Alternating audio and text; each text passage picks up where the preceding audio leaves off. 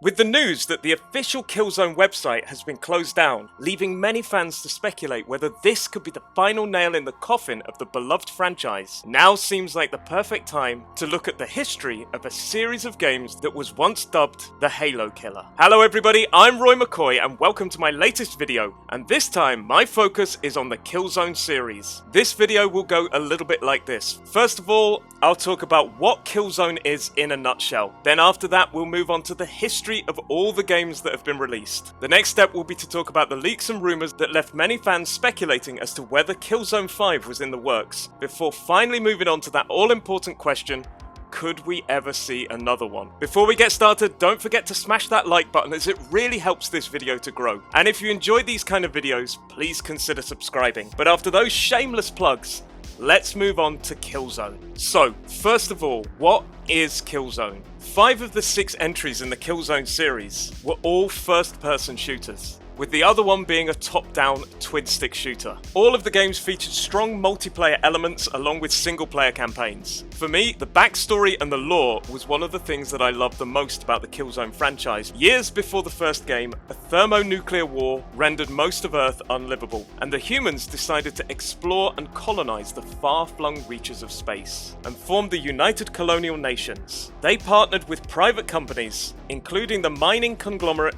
Helghan, and decided to colonize 2 planets in the Alpha Centauri system. The first was named Vector, which was very similar to Earth, and was named after the CEO of the Helghan mining conglomerate, Philip Vector.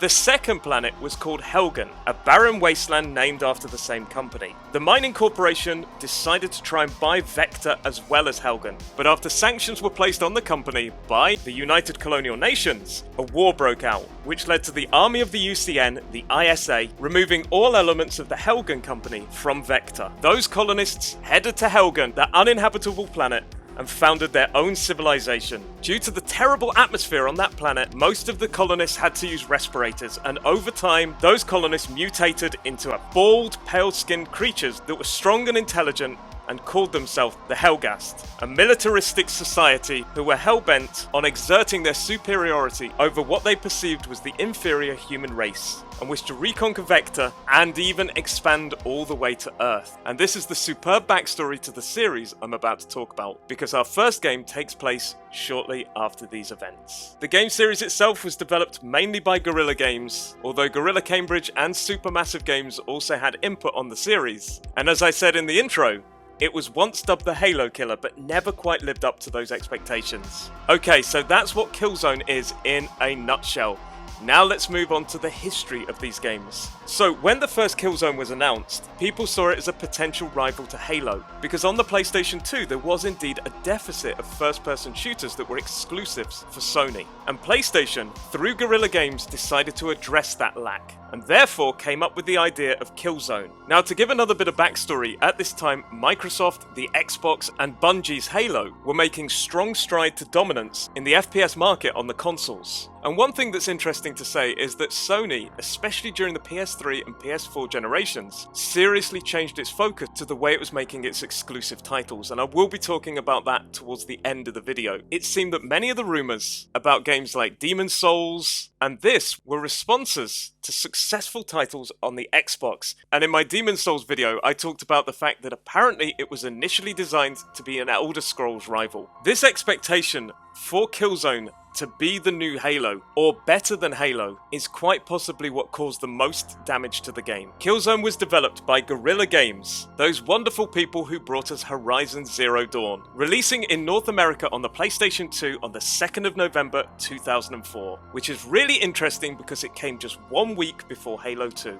And sadly, for all the pre-game hype, Killzone received some pretty average to middle score reviews. And at the time of making this video, the Metacritic score still stands at a reasonable but not great 70, with most of the reviews citing technical issues as the main problem with the game, with glitches, bugs, frame rate problems, dodgy AI, repetitive voices, and a clumsy control system. And therefore the expectations of many fans of that Halo Killer were left unfulfilled. although people did praise the audio of the game and the representation of war zones. And to compound the misery of PlayStation gamers, as I said, Halo 2 came out just a week later and was amazing. And the people who'd bought Killzone were left to wonder, what if? However, as I've already explained, there were 6 games in this franchise, so Sony must have seen some potential in the Killzone franchise. And the next game was released just 2 years later and was titled Killzone Liberation. And this was also developed by Guerrilla Ganes and wasn't designed to be on the PlayStation 2. This one was made for the PlayStation Portable. Remember that? That thing that never really sold well? What happened to that? Well, there's another video right there. And this game moved away from the first-person shooter elements of the first game and was a top-down isometric stick-based shooter that felt more like a dungeon crawler and was much better received than the first game, with its score on Metacritic standing at 77 at the time of making this video. People enjoyed multiplayer action and the overall combat of the game. However, in terms of sales, it didn't perform overly well, and even though it was enjoyed and loved, the lack of sales of the PlayStation Portable meant that this game didn't make as many sales as was hoped. And rumours has it that it was also Sony's hope that this game would indeed push and launch the PlayStation Portable to higher sales, which sadly didn't come to pass. The biggest issues that people had with the game were in fact the length of the campaign.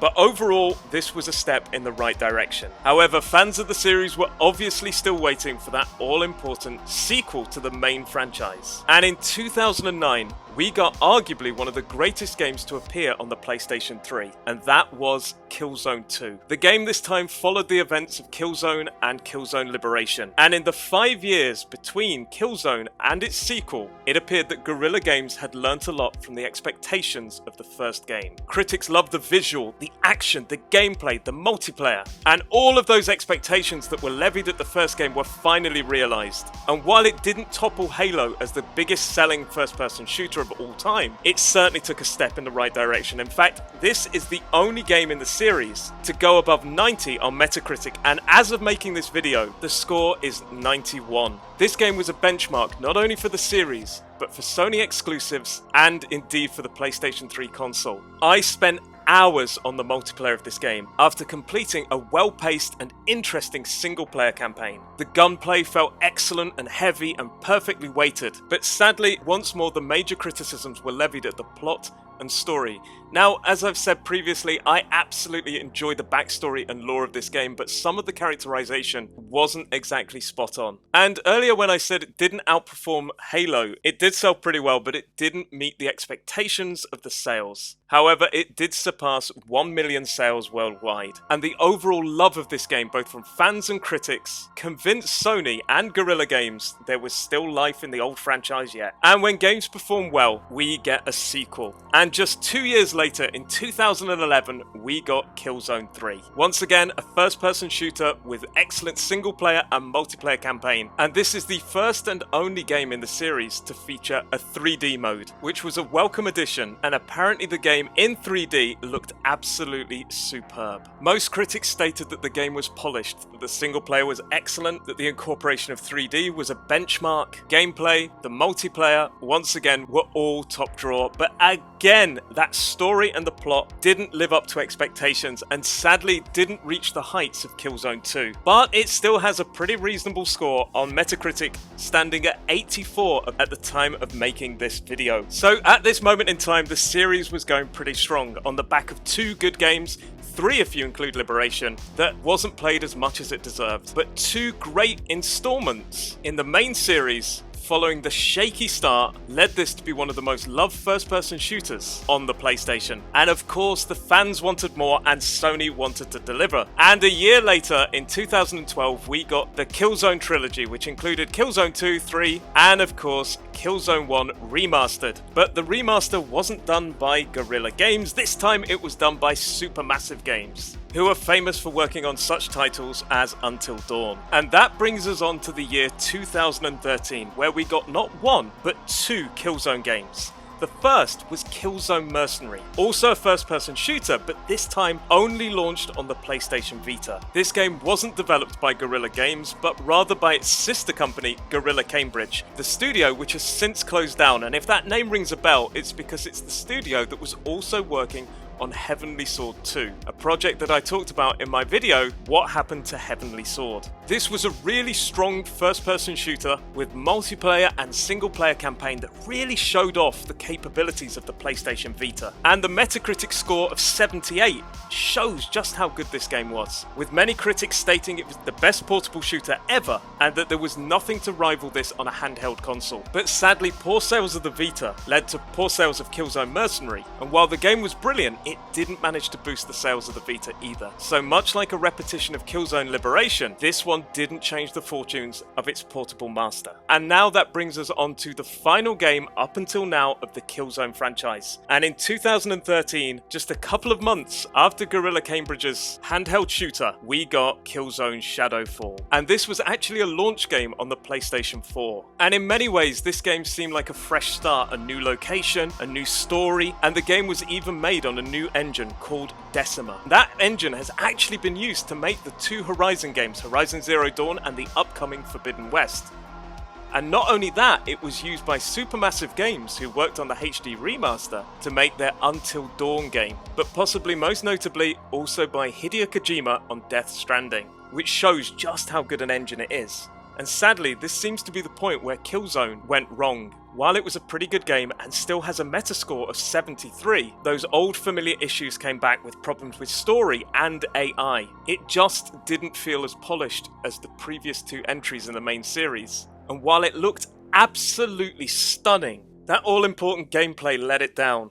And even though it was well loved by many fans, the game didn't quite live up to expectations. And sadly, in terms of the Killzone franchise, that's where we're at now. So that's the history of the series, but what really happened to it? What do I think is the reason we haven't seen a game since 2013? I think there's a couple of factors. Yeah, the last one was a bit hit or miss, but that doesn't necessarily spell the end to a series. I think the simple point, firstly, is this. When you think of Sony exclusives, you think of games like Horizon Zero Dawn, God of War, Uncharted, The Last of Us, and Spider-Man. And all of those titles I've just named have something in common. They are strong, story-based, plot-driven, single-player adventures. And yes, some of them, like the Uncharted games and the first Last of Us, have a multiplayer element. The main focus is on that single-player campaign. And you could even see that when The Last of Us 2 came with no multiplayer aspect. And it does feel that Sony has found success with that business model. And Killzone doesn't quite fit into that pattern. A first-person shooter that relies more on multiplayer than it does on single player. And that combined with the fact that the first and last game were a bit hit or miss, it feels like Sony and indeed Guerrilla Games, who moved on to the amazing Horizon Zero Dawn, learned some lessons and moved on. And if you look at Horizon, it was praised for its plot and story and characterization, which is something that can't be said of Killzone. The second thing that may have resigned Sony to not making another Killzone for a while, that is in 2014, Sony was sued for $5 million because of deceptive marketing regarding the multiplayer not running at the resolution in Killzone Shadowfall. Now, the case was dismissed, but it's quite possible at this point Killzone had left a nasty taste in Sony's mouth, not being the kind of game that they wanted to make, not being received as well as they wanted, and even a lawsuit. Although I don't think that's as significant as my first point. Just something I wanted to mention. And before I talk about those Killzone 5 rumours, I'm going to end this section by saying that's where we're at today. Because just a few days ago, news filtered out that the Killzone website has gone. And if you do go to Killzone.com, you'll be treated to this message. Dear Killzone.com visitor, the official website for the Killzone franchise has retired. Going forward, visitors to Killzone.com will be directed to PlayStation.com. While this change doesn't affect the online multiplayer modes, player statistics, or ranking data for Killzone Mercenary and Killzone Shadowfall, it is now no longer possible to create or manage clans in Killzone Shadowfall. We apologise for this inconvenience. Thank you to Killzone.com's many fans and visitors throughout the years for their enthusiasm and support. Sincerely, Guerrilla. And just below that, we have a link to the PlayStation.com site. Now, this does sound like a bit of a goodbye for Killzone.com. And of course, this has led to many people thinking that the franchise is over. And it does sound like that. Although, over the years, it hasn't been specifically said that the franchise is dead. But Guerrilla has moved on to Horizon, Sony make more story-based games, and this website closing, it does feel like a pretty significant moment. So that's where we're at right now. Now let's talk about those Killzone 5 rumours.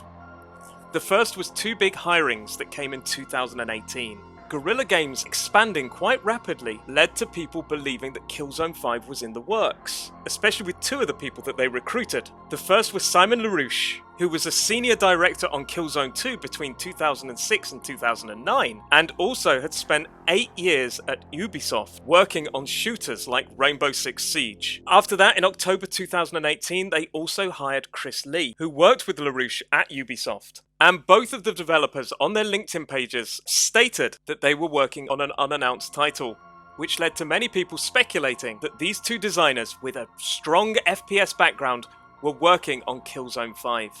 And that combined with another rumour that came out of a Reddit user, as during the PlayStation 5's UI video, this Reddit user noticed not only did they use a Killzone avatar, but also referenced an obscure character from the game as well. Kenzo Hacken was a character in the Killzone franchise that appeared in an audio log, very easy to miss. In this audio log, and up until recently before the website had closed, the appointments, the leaks, the rumours were fueling the fan expectation that the beloved franchise would be coming once more to the PlayStation 5. But sadly the website closing does seem to tell another story. So now let's move on to the final part of the video.